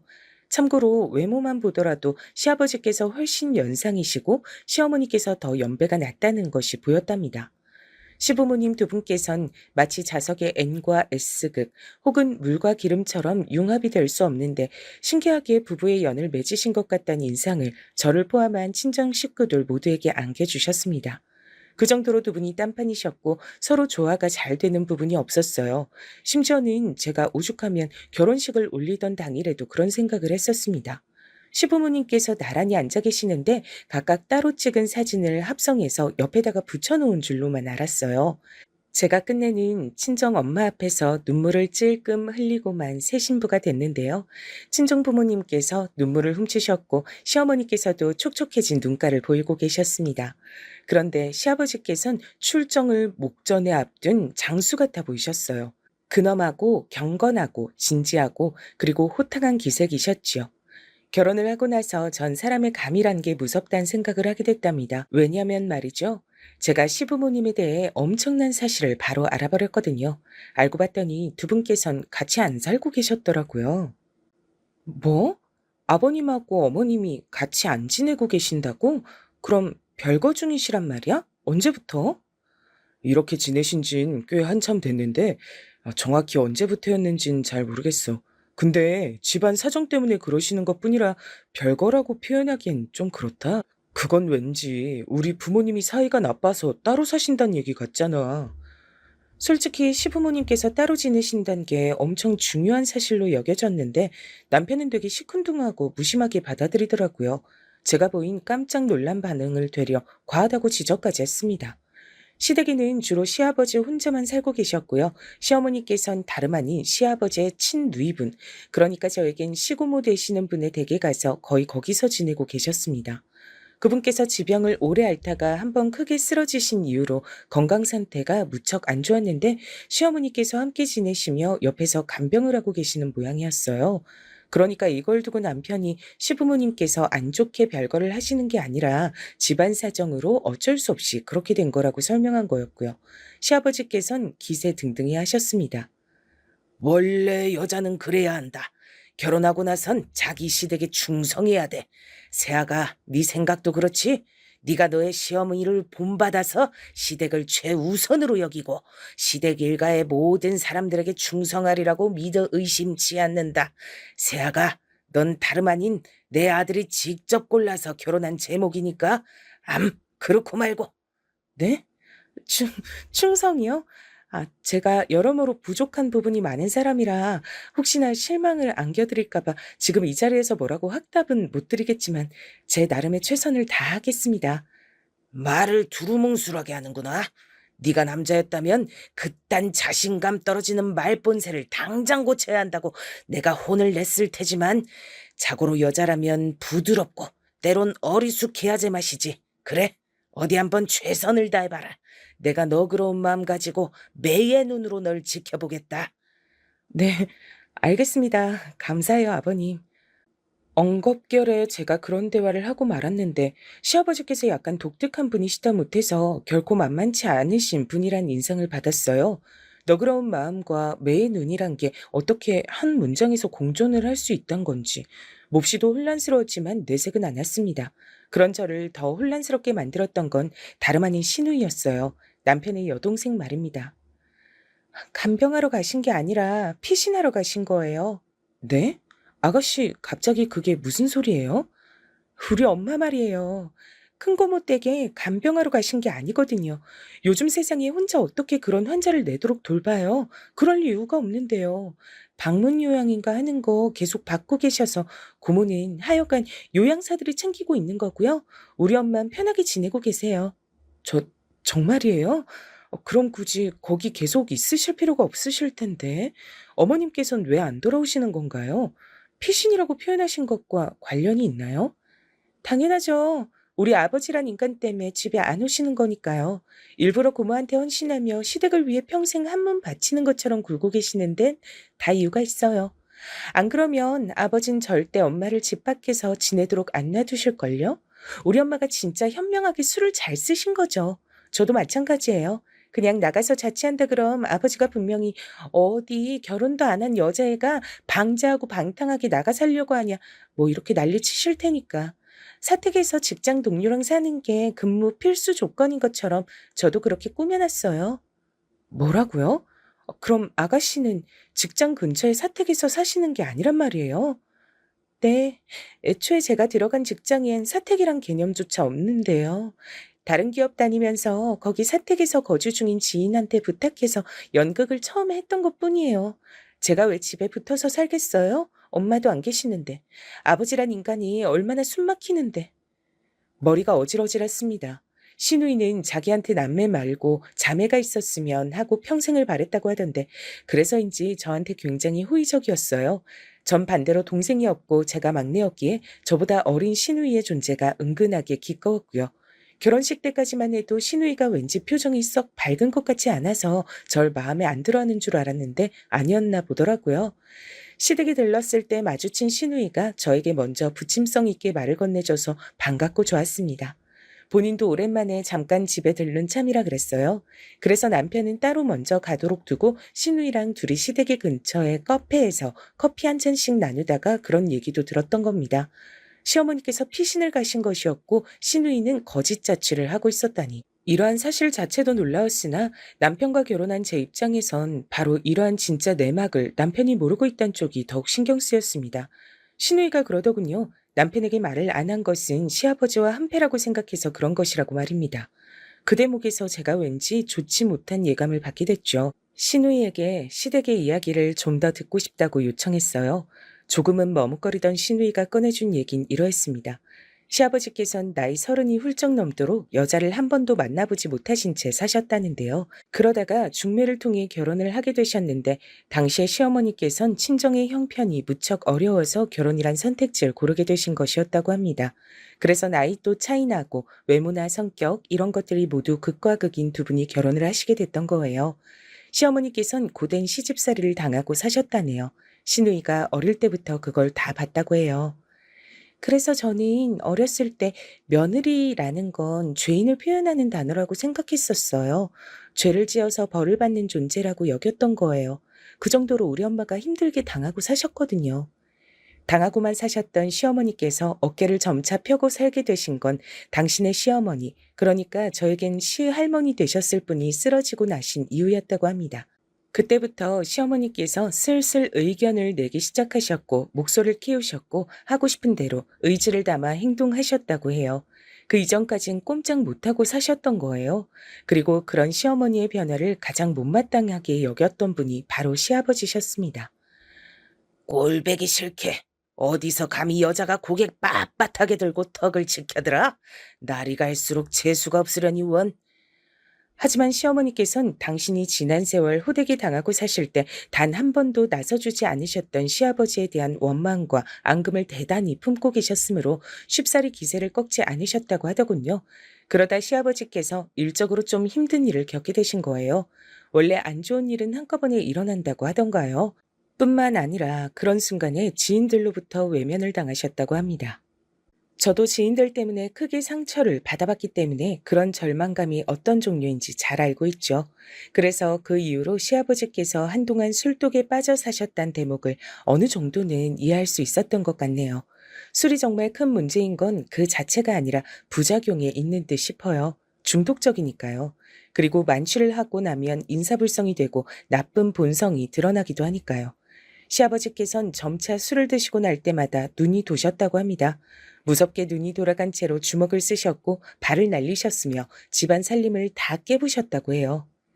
아주 어렸을 적에 머나먼 친척집에 간 적이 있었는데 거기가 되게 시골이었거든요. 그래서 제가 개를 잡는 걸 봤었어요. 차 타고 그 앞을 지나가다가 우연히 보게 된 건데도 뇌리에 강렬히 박혀서 잊혀지질 않을 정도였죠. 이웃집에서 개 잡는다는 얘기에 친척 어른들께서 그렇다면 곧 몸보신 좀 하겠구만 뭐 이렇게 말씀하셨을 땐 속이 울렁거렸죠. 애써 잊고 살았는데 시간이 흘러서 우리 엄마가 아버지란 인간한테 두드려 맞는 걸 보니까 그 개가 생각나더라고요. 우리 엄마가 복날의 개보다도 더 못하게 두드려 맞고 계신다는 생각이 들고 나니까 미치겠더라고요. 그래서 하루는 진짜 미친 척하고서 집에 있는 술을 죄다 갖다가 버렸었죠. 시아버지께선 격하게 분노하셨지만 남편이 시누이가 아니라 자기가 그런 거라고 나섰으며 시어머니께서 애들은 때리지 말라고 난리를 치셔서 그나마 큰일 없이 넘어갈 수 있었다고 합니다. 시누이는 그날 이후 용기를 내서 시어머니께 중요한 얘기를 꺼냈다고 해요. 그건 바로 이혼이란 두 글자였죠. 그러자 시어머니께선 고민하시는 신용도 안 하시고 즉각 고개를 조용히 저어서 시누이를 놀라게 하셨고요. 아직은 안 돼. 하더라도 지금은 아니야. 내 새끼들, 너희들이 둘 다 성인 되고 대학 가기 전까진 안 돼. 너희들 다 키워놔야 내가 비로소 안심을 할 수가 있어. 자식들 때문에 참고 사셨고 더 참으실 작정이었던 겁니다. 그 앞에서 시누이는 차마 더 뭐라고 말씀을 드릴 수가 없었다네요. 시어머니께선 도보로 짧게 걸리는 상가 건물을 청소하시는 일만 근근히 하고 지내셨다고 해요. 더 일하고 싶으셔도 다른 일을 구하고 싶으셔도 시아버지께서 절대 허락을 안 해주셨고 용납을 못 하셨다네요. 그러면서도 판판히 놀지만 말고 돈은 벌라고 하셨다는 대목이 가장 황당합니다. 그래서 시어머니께선 억지로 그런 일만 다니셔야 했던 거예요. 남편이 대학을 가고 난 이후 그때부터 시아버지께선 술에 빠져 하루 걸러 하루를 난동 부리셨던 행각을 멈추기 시작하셨다고 합니다. 시아버지께서도 아들, 장남 타령을 무척 하셨던 분이라고 해요. 그러니 귀한 아들을 위해서라도 마음을 다 잡으신 걸지도 모르겠습니다. 남편이 대학을 다니던 와중에 시어머니께선 참을 만큼 참았다 여기시면서 시아버지께 이혼을 요구하셨다고 해요. 하지만 시아버지께서 불같이 화를 내시며 절대 이혼을 안 해주겠다며 선을 그으셨던 겁니다. 뭐? 이혼? 감히 나에게 이혼을 요구해? 지아비를 무시하는 것도 정도가 있지. 이런 시건방진 여자를 다 봤나? 혹시 바람난 것 아니야? 딴 놈이 생긴 거지? 그래서 이혼을 하자고 하는 것이지? 맞지? 시어머니께선 이혼도 못하시고 되려 바람이 났다는 의심까지 받게 되셔서 한동안 엄청나게 고생을 하셨다고 해요. 2년 정도를 내내 감시당하며 지내셨다고 합니다. 이때 시누이는 자기가 고등학생이라서 하루 종일 학교에 있었고 입시 때문에 정신이 없어서 시어머니를 챙겨드리지 못한 게 천추의 한으로 남았다고 그랬습니다. 시누이가 대학에 들어간 이후로 시어머니를 따로 챙겨드리기 시작했고요. 그러면서 점차 시어머니께서는 이 정도만 돼도 살만하다 이런 소리를 입에 올리게 되셨다고 해요. 그러다 보니 어영부영 시간이 계속 흘러 이혼이란 두 글자가 끝내 완성되지 못했던 겁니다. 시고모의 핑계를 대며 나가 사시게 된 이유는 사실상 결혼 이후 첫 자유를 찾으신 셈이었고요. 세상에나 이게 다 무슨 얘기야? TV 드라마 같은 곳에서 봐왔던 시집살이, 그로 인해 생긴 갈등, 이런 게 바로 내 시댁에서 일어났었다고? 그리고 어머님의 지금 생활이 과연 진짜 백이 순수한 자유라고 할 수 있을까? 결국은 아버님의 눈치를 살피고 비위를 맞춰야지만 유지될 수 있는 자유생활 아니야? 그게 어떻게 진짜 자유일 수가 있는 건지 난 잘 모르겠어. 신우이에게 시댁의 지난 얘기를 듣고 나니까 머릿속이 복잡했고 마음속은 착잡했습니다. 시아버지에 대한 의견은 남편과 신우이가 갈리고 있는 모양이었어요. 같은 집, 같은 환경에서 자란 남매인데도 불구하고 말이죠. 신기하지 않을 수가 없는 일이었네요. 제가 남편에게 신우이한테서 시시콜콜 이야기를 다 들었다고까지는 안 밝히고 그냥 대화를 하다 보니까 시댁의 옛날 얘기도 몇 개 좀 듣게 됐단 정도로만 말을 하면서 시어머니께서 너무나도 시아버지 때문에 고생을 심하게 하신 것 같다 그랬는데요. 남편의 입장은 이러했습니다. 우리 엄마가 너무 힘드셨다는 거 나도 알아. 잘 알지. 근데 그럼에도 우리 아버지 말이야. 참 불쌍하신 분이다. 아버지를 보면 그래서 난 마음이 조금 짠해. 옛날엔 태산처럼 하염없이 거대하고 높은 분으로만 보였는데 지금은 언제 저렇게 작아지셨나 싶어 씁쓸하더라. 우리 아버지 가만 보면 불쌍하신 분이니까 너무 안 좋게 생각하지 말아줘. 각자의 사정이란 게 있는 법이야. 어쨌거나 본인은 시아버지를 불쌍하게 생각한다는 거예요. 그렇게 생각한다는 이유가 너무 허접해서 저는 그냥 이빨 다 빠진 호랑이를 보며 눈물 흘리는 사람이 내 남편이구나 이런 식으로만 생각하기로 했습니다. 복잡하게 생각하면 골치 아팠으니까요. 시누이는 단연 시어머니의 편이었으며 시아버지 같은 분이 하필 본인의 부친이란 사실이 답답하다고 했습니다. 시간을 돌릴 수만 있다면, 만약에 과거로 갈 수 있다면 전 우리 엄마가 아버지 같은 인간하고 결혼 안 하셨으면 좋겠어요. 그렇게 해서 저란 존재가 세상에 태어나지 못하게 된다고 해도 전혀 상관없으니까 우리 엄마가 행복하게 사신다면 좋을 것 같아요. 지나가 버린 우리 엄마 세월이, 청춘이 너무 아까워서 전 때때로 슬프거든요. 듣던 제 가슴이 먹먹해지는 것만 같았습니다. 저는 왜 상반된 남매의 반응들을 듣고 나서 제가 만나고 결혼한 사람인 남편이 아니라 훨씬 덜 아는 사람인 시누이 쪽으로 마음이 기울었을까요? 이상하게 시누이 쪽으로 공감이 갔고 시아버지를 두둔하는 남편이 퍽 낯설게 느껴졌습니다. 한창 설레고 행복해야 할 신혼 때였음에도 마음이 싱숭생숭했는데요. 그러던 와중 결국은 그런 순간이 오고야 말았어요. 친정 엄마와의 영원한 이별 말입니다. 유달리 엄마의 컨디션이 올라와 있어서 갑자기 안심이 되려던 찰나에 확 악화가 됐어요. 병원에선 마음의 준비를 하라고 일러줬습니다. 그러나 그 마음의 준비란 건 얼마간의 시간이 주어지든 간에 제가 해낼 수 있는 게 아니었더라고요. 속수무책으로 전 무너져 내리고 말았습니다. 제가 결혼해서 배우자가 생겼으니 저만의 편이 생기는 걸 봤으니 그것으로 만족하고 안심이 된다고 말씀을 하시는 친정엄마 앞에서 전 눈물이 터졌어요. 엄마, 나한텐 결혼보다 남편보다 우리 엄마가 세상 최고로 중요해요. 나 그냥 엄마하고만 살아도 돼. 그러니까 엄마, 제발 죽지 마요. 나 두고 가지 마요. 나 아직 엄마 없인 안 된단 말이에요. 내가 천수를 못 누리고 가서 미안해. 내가 우리 강아지들 건강하게 잘 낳아줬는지 사실 그게 제일 걱정된다. 다들 건강관리 잘했으면 한다. 나처럼 이렇게 되면 안 돼. 알았지? 특히 네 아버지 꼭 좀 들여다보고 살아. 부탁할게. 난 우리 첫째랑 둘째에 이어서 우리 막내딸까지 결혼하는 거 보고 떠나서 행복해. 여한이 없어. 엄마, 갑자기 왜 눈에 초점이 없어 보여? 엄마가 해준 감자채볶음 먹고 싶어요. 김치볶음도요. 그거 김에 싸서 먹으면 정말 꿀맛인데. 엄마, 내가 하면 그 맛이 안 나요. 왜 그럴까요? 마트에서 제일 좋다는 감자, 그걸 사봐도 별 맛이 없어요. 김치도 제대로 묵은지 써서 해봤는데도 엄마가 해주는 그 깊은 맛이 안 나요. 난 엄마가 아직 필요한 것 같아요. 엄마, 가시면 안 돼요. 제가 엉엉 울고 있을 때 오빠가 새언니와 아이를 데리고 왔습니다. 어린 조카 피메도 제가 주체를 못하고 계속 우니까 새언니는 당황해서 아이를 데리고 나갔고 오빠가 저를 나무랐어요. 너는 지금 나이가 몇인데 왜 이러냐? 엄마 심란하시게 하지 마라. 컨디션 조절 잘하셔야 돼. 이 판국에 뭔 컨디션이야. 오빠야말로 그러지 마. 오빤 나보다 더 오래 살았잖아. 나보다 나이 많잖아.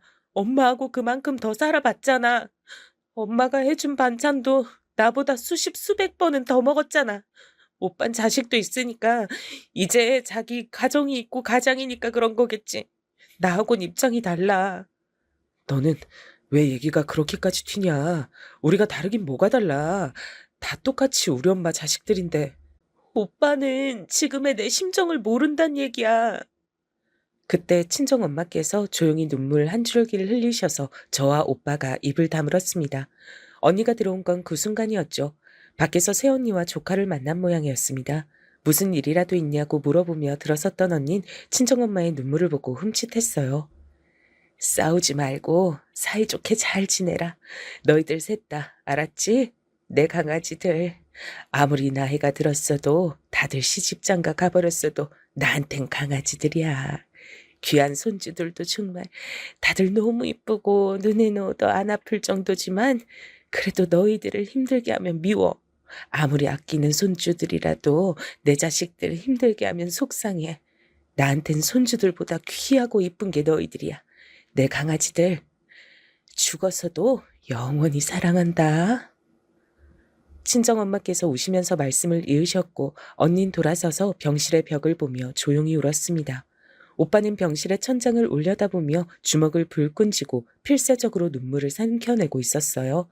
그리고 전 저 혼자서 엄마를 부여잡고 숨이 넘어가도록 꺼이꺼이 울었습니다. 제가 정말 엄마를 사랑하지만 엄마께서 절 생각하고 위하고 사랑하는 것만큼은 안 될 것 같았어요. 사춘기 학창 시절은 엄마처럼 안 될 거야. 엄마보다 더 잘 살 거야. 더 잘 될 거야. 두고 봐. 이런 소리를 입에 달고 살았었는데 막상 나이를 먹고 결혼까지 하고 난 지금은 엄마의 발끝도 제가 못 따라갈 것을 깨달았습니다. 엄마, 가지 마세요. 제발 떠나지 마세요. 엄마 없이는 안 돼요. 못난 자식인 전 끝까지 그런 소리나 했습니다. 정말 바보같이. 사랑한다고 고생 많으셨다고 편히 쉬시라고 그렇게 말씀을 드렸어야 했는데 왜 끝까지 저의 슬픔만 앞세우며 그랬던지 모르겠습니다. 엄마께선 끝내 숨을 거두셨고 모두가 비통함에 잠겨들었습니다. 아버지께선 슬픔을 가누실 길이 없어서 장례식 이후로는 식사도 거의 안 하셨어요. 깊은 슬픔에 고요에 잠기신 아버지의 모습은 다른 가족들을 걱정시켰습니다. 아버지께선 원체 조용조용하시고 점잖으시고 어찌 보면 숫기가 없는 분이셨죠. 대신에 신중하시고 진중하셔서 해사한 기운을 두르셨으며 때때로 헐렁하게 구시는 친정엄마와 상호 보완이 잘 되는 부부셨죠. 아버지 수첩에 당신이란 햇빛을 잃는다면 나는 어찌 살까? 나의 이름은 해바라기인데 이렇게 적힌 것을 본 언니가 슬퍼하면서도 크게 걱정을 하기 시작했고 오빠와 작당을 하고선 서로의 집에서 번갈아가며 아버지를 당분간 모시도록 했습니다. 아버지께선 그럴 필요가 없다고 극구 사양하셨지만 언니와 오빠가 더욱 강경했죠. 언니, 나도 있잖아. 혹시 도움이 필요한 일이 생기거든 언제든지 나한테 연락해줘. 알았어. 근데 넌 네 생활이나 잘해라. 도움이 필요하단 연락을 네가 우리한테 하면 됐지 우리가 할 일이 있을까 싶다. 아휴, 언니의 그 발언이 어찌나 얄밉게 들렸던지 몰라요. 근데 분한 점은 전 정말 제 코가 석재였단 사실입니다. 첫째와 둘째가 막내보다 의젓한 건 과학적으로 정해져 있기라도 한 건지 전 엄마의 부재가 벌써부터 슬퍼서 남은 인생을 어찌 살아가나 싶어서 미칠 노릇이었고 일생을 제대로 살기가 벅찰 정도였는데 언니하고 오빤 꿋꿋하게 버티는 것도 모자라 아버지까지 챙기고 있었으니까요. 두 사람은 저보다 일찍 가정을 꾸렸기 때문이란 생각도 들었습니다. 각자의 배우자와 자식들에게 의지하며 슬픔을 나눌 수 있었죠. 저에게도 배우자가 있었고 아직 자식은 없었으나 시댁의 사람들이 대신 존재를 하고 있었는데요. 결혼 전에 남편에게 힘든 일을 의지한 전적이 있었던 전 이번에도 도움을 받을 수 있을 거라고 기대를 했으나 실상은 완전히 달랐습니다. 엄마께서 돌아가시기 전에 저희 삼남매와 나누었던 그 대화를 남편에게도 전해줬는데요. 감동을 하면서 들을 줄 알았는데 표정이 영 시큰둥하더라고요. 거기서 한술 더 뜨기도 했었고요. 당신도 당신이지만 진짜 장인어른도 유별나시다. 어차피 장모님 편찮으신 건 오래됐고 시한부 판정도 진작에 받았었잖아. 근데도 마음의 준비를 전혀 못하셨던 거야? 뭐가 그렇게 슬퍼서 어쩔 줄 몰라 하신단 건지 이해가 안 되네. 이 인간이 지금 제정신으로 하는 소린가 싶었습니다. 홧김에 말실수를 한 것이라고만 생각하고 싶었어요. 근데 아니더군요. 슬퍼해봤자 달라지는 것도 없는데 이미 떠난 사람 때문에 계속 축 처져 있는 건 비효율적이라고 저한테 그랬습니다. 제가 엄마께서 돌아가신 이후로 힘들어하느라 자기 밥을 소홀히 차려주는 것 같아서 짜증이 난다고도 했습니다. 제가 본인을 1순위로 생각하고 챙겨줬으면 좋겠는데 그게 아닌 듯 싶어 기분이 나쁘단 말도 뱉었고요. 툴툴거리는 주둥이를 확 때려주고만 싶었죠. 엄마를 잃고 슬퍼하는 저에게 그게 어디 할 소린가요? 냉혈한이 따로 없네. 내 상황을 듣고 나서 세상 천지에 그렇게 생각하는 사람은 당신밖에 없을 거야. 아닌데? 나밖에 없는 거 아닌데? 우리 아버지도 그러셨어. 원래 건강 안 좋았던 사람 죽은 게 뭐가 대수냐면서 아내가 죽었으면 그냥 새로운 여자 찾아서 재혼을 하거나 즐기면서 살면 될 일인데 뭐가 그렇게 심각하냐면서 장인어른 같은 남자는 별종이라고 하셨어. 뭐? 지금 뭐라고 한 거야? 아버님이 그런 말씀을 하셨다고? 아버님 미치신 거 아니야? 그걸 고지고대로 나한테 전하는 당신은 또 뭐야? 진짜 미쳤어? 남편이 한 말을 듣고 나서 제가 정말 머리 꼭지가 돌아버리는 줄 알았어요. 제가 화를 내자 남편은 사과를 하긴커녕 저보다 더욱 열을 내며 따지고 들더군요. 대체 본인이 저한테 따질 것이 뭐가 있다고 그랬던 건지 이제 와서 생각해보면 그 상황 자체가 이해 안 되는 점 투성이었던 듯 싶습니다. 대판 부부싸움을 벌였죠. 그동안은 서로 안 맞는 지점이 있어도 싸우진 않고 참으며 넘어갔었건만 이때 처음으로 대판 싸웠어요. 살벌하고 싸늘한 냉전이 이어졌습니다. 서로 본체만체하며 나를 세우는 날들이었죠. 근데 이때 남편이 기가 막힌 짓을 벌였던 겁니다. TV를 보든지 핸드폰을 하든지 둘 중 하나만 할 것이지 둘 다 하다가 갑자기 소파에서 잠들어 버리는 건 또 뭐야? 어이가 없네. 바닥에 휴대폰 떨어진 것도 모르고 코까지 골면서 잘도 자는구나. 잠깐, 카톡 중이었던 건가 본데? 이 내용은 대체 뭐지? 설마 상대가 여잔가? 어라? 진짜로 여자네? 어느 날 늦은 밤중에 남편이 거실 소파에서 코를 골며 잠이 들었고 전 남편의 휴대폰을 바닥에 주워들었는데 화면이 아직 켜져 있더라고요. 만약에 화면이 꺼진 상태였다면 비밀번호로 잠겼을 테니까 제가 그 내용을 못 봤을 거예요. 그러니까 일이 전부 이렇게 되려고 운명처럼 그때 제가 휴대폰을 주워들었던 건가 봅니다. 남편과 밤에 카톡을 주고받던 상대는 여자였는데 대화 내용이 어처구니가 없었어요. 오빠, 내가 다음에 또 위로해줄게. 목석 같은 여자하고는 당장 이혼해. 나한테 와. 매일 잘해줄 거야. 정말 그럴까? 이혼할까? 응? 얼마나 어떻게 잘해줄 거야? 나 퇴근하면 문 앞에 쪼르르 나와서 애교 피워줄 거야? 아니지. 그것보단 침대를 따뜻하게 데워놓을 거야. 이렇게 앙큼하고 센스 넘치는 여자가 내 와이프였어야 했는데. 지금 너 때문에 미치겠다. 지금 당장 너와 함께 침대를 데우고 싶어. 결혼한 남잔 걸 알면서도 노란한 여자도 정신이 나간 것 같았고 남편은 실로 미친놈이었습니다. 전 분노로 온몸을 파들파들 떨면서도 바람의 증거를 제 휴대폰으로 찍어서 남겨놓는 걸 잊지 않았습니다. 그리고 꿈속에서 그 여자와 침대를 데우고 있는 것인지 코를 고는 와중에 입가에 미소를 그리고 있는 남편의 얼굴에 찬물을 확 끼얹어줬어요. 으악, 차가, 이게 뭐야? 당신 지금 뭐 하는 짓이야? 미쳤어? 나야말로 딱 그렇게 묻고 싶은 참이었어. 지금 뭐 하는 짓이야? 미쳤어? 바람을 피워도 어쩜 그렇게 수준 낮고 저급하게 피울 수가 있어? 이 미친놈아, 당장 이혼해. 어, 어, 설마 내 휴대폰 본 거야? 다 알았구나. 안 돼. 제발 용서해줘. 내가 요새 너무 심란해서 잠깐 한눈 판 것이었을 뿐 그 이상은 절대 아니었어. 진심이 아니었어. 잠깐의 유흥이었어. 이러쿵 저러쿵 말은 많은데 죄다 개소리라서 너무 지루하다. 당신이 심란하긴 뭐가 심란해. 진짜 심란한 건 난데 어떻게 내 앞에서 그런 소리를 할까? 당신과 부부라는 이름으로 남은 인생을 살아갈 자신이 난 없으니까 무조건 이혼해. 그리고 정확히 알아둬. 신뢰를 깬 건 내가 아니라 당신이야. 제가 단호하게 선언을 하자 남편이 울고불고 난리를 쳐댔습니다. 절대 이혼을 해줄 수 없다 그랬어요. 억울하단 소리도 계속해댔습니다. 너무 머리가 아팠죠. 그러던 와중 시누이의 연락을 받았어요. 엄마께서 돌아가셨을 때 시누이는 저에게 진심 어린 위로의 말을 전해준 바 있었는데 제가 요새 어쩌고 있는지 궁금하고 걱정되기도 해서 연락했다고 하더라고요. 그 말을 듣자마자 남편과 시누이는 친남매지만 극과 극이란 생각이 들었습니다. 마치 시아버지와 시어머니가 완전히 상반되듯이 말입니다. 고민하던 전 남편과 있었던 일을 알려줬어요. 그러자 단박에 시누이가 크게 화를 내면서 당장 이혼하라 그랬습니다. 흔들리지 마세요. 우리 오빠랑 결혼한다 그랬을 때 전 그때 처음부터 새언니를 안타깝게 여겼었어요. 착잡했지만 이미 결혼하기로 한 거 어쩔 수 없다는 생각도 했었고요. 하지만 결국 이렇게 되네요. 아가씨가 처음에 저를 볼 때 표정이 안 좋다 생각했었는데 그게 이유가 있었던 거였네요. 새언니, 절대로 우리 오빠 용서하시면 안 돼요. 아버지가 왜 우리 엄마 따로 지내도록 허락하신 줄 아세요?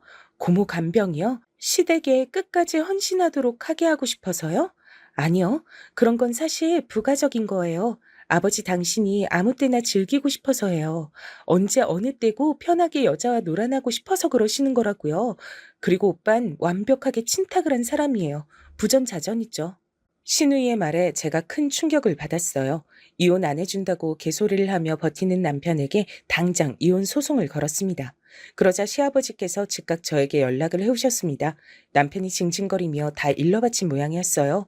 대뜸 절 향해 선을 넘었구나. 이렇게 호통을 치시더니 당장 시댁으로 오라고 하시길래 마침 저도 시아버지란 인물 자체에 분노와 혐오를 느끼고 있던 참이라 어디 한번 직접 가봤습니다. 역시나 이상한 소리를 하시더라고요. 남자가 사회생활하다 보면 실수 좀 할 수 있는 거지. 속 좁게 그걸 이해를 못 해주고 이혼까지 우는 애? 뭐? 소송을 걸어? 암탉이 울면 집안이 망하는 법인데 네가 우리 집안을 망치려고 작정을 했구나? 저기요. 칠칠하지 못한 아들을 감싸실 필요 없고 댁이나 제발 처신 잘하고 사세요. 지저분하고 더럽게 사시지 말라는 말입니다. 이놈의 집안 너무 싫어서 얼른 이혼하고 두 번 다신 엮이고 싶지가 않아요. 뭐라고? 지저분? 더러워? 네가 감히 나한테 그딴 소리를 짓거린다는 것이냐? 이런 망할년이. 시아버지께서 제 뺨을 치셨어요. 제가 깜짝 놀랐으나 굴하지 않고 시아버지를 똑바로 노려봤습니다. 그러자 분노로 몸을 떠시면서 절 잡아 끌고 방에 있는 커다란 자개장 안으로 밀어넣으셨어요.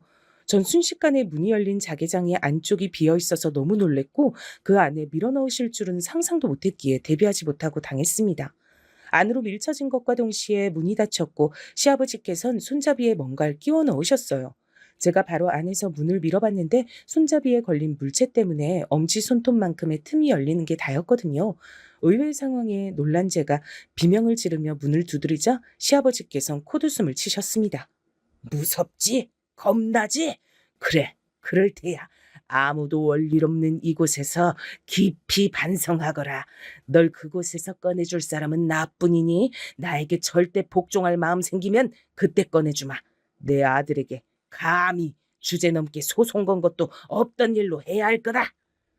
시아버지께선 절 향해서 연신, 건방지다, 반성해야 한다, 복종의 맹세를 해라 이런 말씀을 늘어놓으셨어요. 제가 너무 열이 받고 짜증이 나서 대답을 하지 않자 욕을 하시면서 자리를 뜨셨습니다. 이 상황 자체가 너무나도 역겨웠어요. 휴대폰이든 손가방을 내려놓지 말고 계속 들고 있었어야 했단 후회가 밀려들었죠. 시아버지께선 제가 처참하게 굴복할 것이라고 기대와 확신을 하시는 듯했습니다. 전 속으로 친정 엄마를 향해 도와주세요 라며 기도를 했습니다. 극한의 상황이었으나 이상하게 두렵진 않았어요. 시아버지께선 이따금씩 제가 갇힌 곳 앞으로 와서 조롱을 하시며 저에게 눈물 콧물을 쏟으며 사죄를 하라고 강요하셨으나 전 꿈쩍 않았습니다. 그런 저를 시아버지께서 더욱 비웃으시던 바로 그때였어요. 현관 벨소리 그리고 현관문 두들기는 소리가 동시에 크게 들려왔습니다. 안에 계십니까? 경찰입니다. 문 여세요. 경찰이 찾아온 겁니다. 당황하신 시아버지께선 우왕좌왕하며 문을 안 열고 계셨으나 잠시 후 도어락 비밀번호를 치는 소리가 들리더니 놀랍게도 현관문이 열렸던 겁니다. 즐겁하신 시아버지께선 현관문이 열리고 등장한 인물을 확인하자 더욱 화들짝 놀라시며 뒷걸음질을 치시다가 엉덩방아를 크게 찍고 마으셨어요. 이럴 수가. 대체 사돈께서 여긴 어떻게 하시고?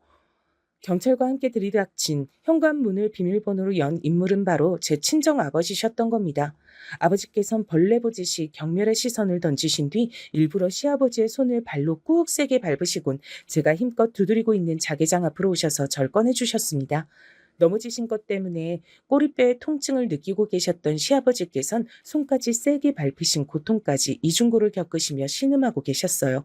고소하더라고요. 우리 딸 얼굴 좀 보자. 어디 다친 데는 없고? 괜찮은 거야?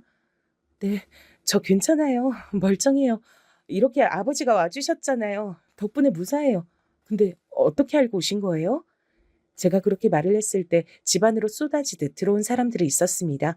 그건 바로 제 언니, 형부, 오빠, 새언니, 그리고 시누이였습니다.